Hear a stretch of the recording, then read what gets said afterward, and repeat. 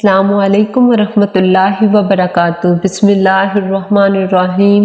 اس video میں آپ کو فرعون کی موت کا واقعہ سناؤں گی۔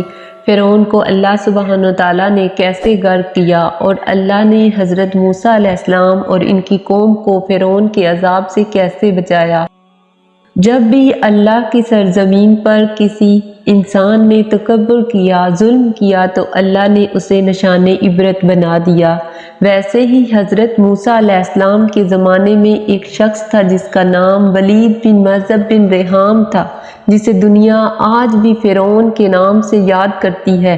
وہ انسانوں پر ظلم کرتا تھا، جو لوگ غریب تھے ان کا حق کھاتا تھا اور مزدوریاں کم اجرت پر دیا کرتا تھا۔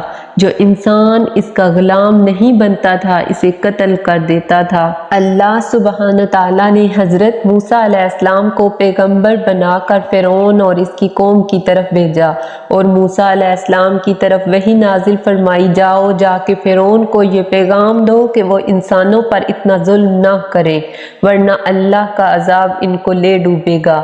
فرعون ان کی بات کا مذاق اڑانے لگا اور للکار کر پکارنے لگا کہ یہاں کا میں خدا ہوں، میں کسی اور کو خدا نہیں مانتا، اور اپنی قوم سے کہنے لگا کیا مصر کی حکومت میرے ہاتھ میں نہیں ہے اور یہ نہریں جو میرے محلوں کے نیچے سے بہہ رہی ہیں کیا یہ میری نہیں ہے؟ کیا تم دیکھتے نہیں اس شخص سے کہیں بہتر ہوں جو کچھ عزت نہیں رکھتا اور صاف گفتگو بھی نہیں کر سکتا۔ یہ بات اس لیے اس نے کہی تھی کیونکہ موسیٰ علیہ السلام کی زبان تھوڑی تھوتلی تھی، جس کی وجہ سے ان کی بات دوسروں کو صحیح طور پر سمجھ نہیں آتی تھی۔ فرعون اس بات پر فخر محسوس کرتا تھا کہ وہ مصر کا بادشاہ ہے، وہ سونے چاندی کے زیورات پہنے ہوئے ہے، اور اس نے یہ باتیں حضرت موسیٰ علیہ السلام کو کمتر ثابت کرنے کے لیے کی تھی کہ آپ تو درست طور پر بات بھی نہیں کر سکتے۔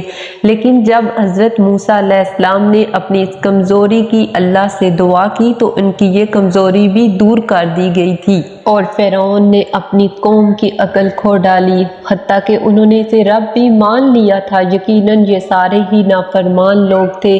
پھر جب انہوں نے تکبر کرتے ہوئے حق کی پیروی سے انکار کر دیا اور اپنے جھوٹے بادشاہ کی تائید کی اور اس کے احکام کی تعمیل کی تو ان پر اللہ کا غضب نازل ہوا۔ فرعون کے دربار میں آپ نے اپنا سر زمین پر مارا تو وہ اژدہا بن کر تمام سانپوں کو نگل گیا، اور اپنا ہاتھ آپ جب گلبان میں ڈالتے اور باہر نکالتے تو وہ چمکنے لگا۔ اسلام کی معجزات دیکھ کر حیران رہ گئے اور کچھ ایمان لے آئے اور کچھ منہ پھیرنے لگے اور کچھ فرعون سے سوالات کرنے لگے۔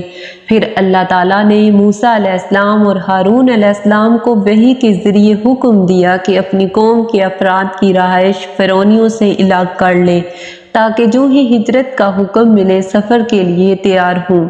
حضرت موسیٰ علیہ السلام نے فرعون اور اس کی حد سے بڑھتی ہوئی سرکشی دیکھی تو اپنے رب سے دعا کی، ہے میرے رب، تو نے فرعون کو اور اس کے سرداروں کو سامان زینت اور طرح طرح کے مال دنیاوی زندگی میں دیے، ہے میرے رب کیا اس واسطے دیے کہ وہ تیری راہ سے گمراہ کر دے؟ ہے میرے رب ان کے مالوں کو تباہ و برباد کر دے اور ان کے دلوں کو سخت کر دے سو یہ ایمان نہ لانے پائیں یہاں تک کہ دردناک عذاب کو دیکھ لیں۔ اللہ سبحانہ تعالیٰ نے فرمایا، تم دونوں کی دعا قبول کر لی گئی، تم ثابت قدم رہو اور ان لوگوں کی راہ نہ چلنا جس کا تمہیں علم نہیں۔ سورۃ یونس۔ اللہ نے دونوں کی دعا قبول کی۔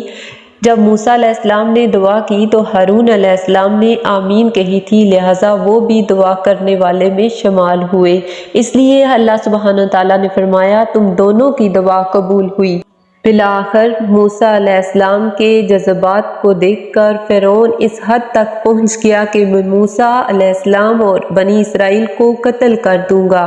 پھر جب موسیٰ علیہ السلام کی طرف اللہ نے وحی نازل فرمائی کہ تو راتوں رات اپنی قوم کو لے کر اس شہر سے نکل جا اور ان کے لیے سمندر میں راستہ بنا دیا جائے گا، پھر تجھے کسی کے آ پکڑنے کا خطرہ نہ ہوگا نہ ڈر ہوگا، تو اس بات کا علم جب فرعون کو ہوا تو وہ چیخ چیخ کر پکارنے لگا کہ میں موسیٰ اور بنی اسرائیل کی قوم کو قتل کر دوں گا۔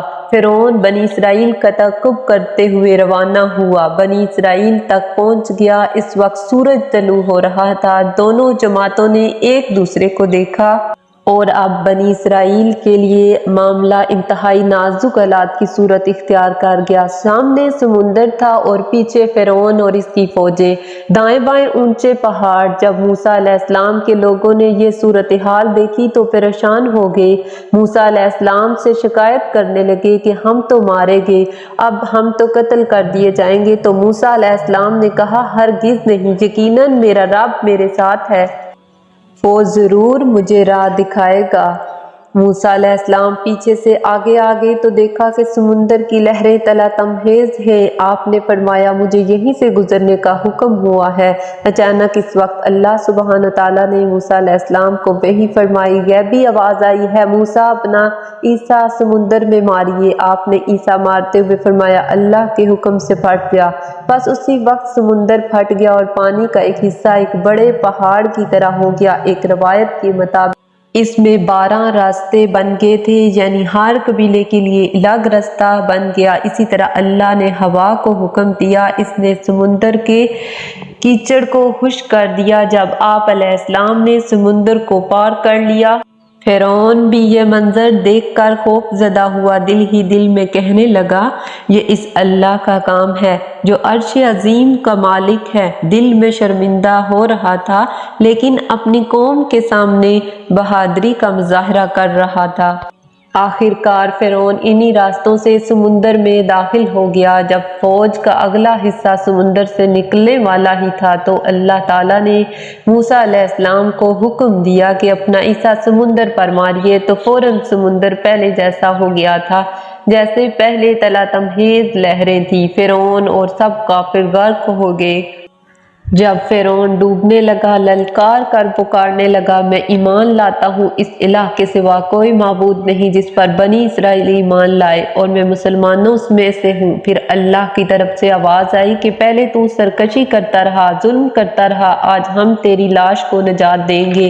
اور چنانچہ سمندر نے فرعون کی لاش کو ایک پہاڑی پر جا گرایا تاکہ ان کے لیے نشان عبرت ہو جو تیرے بعد ہوں۔ موسیٰ علیہ السلام اور ان کی قوم نے خود اپنی آنکھوں کے سامنے فرعون اور اس کی قوم کو غرق ہوتے ہوئے دیکھا۔ یوں فرعون سے موسیٰ علیہ السلام اور ان کی قوم بنی اسرائیل نے نجات پائی اور دلوں میں ٹھنڈک محسوس کی۔ اس سے ہمیں قرآن میں نبیوں کے قصے ہمارے لیے رہنمائی کا ذریعہ ہیں۔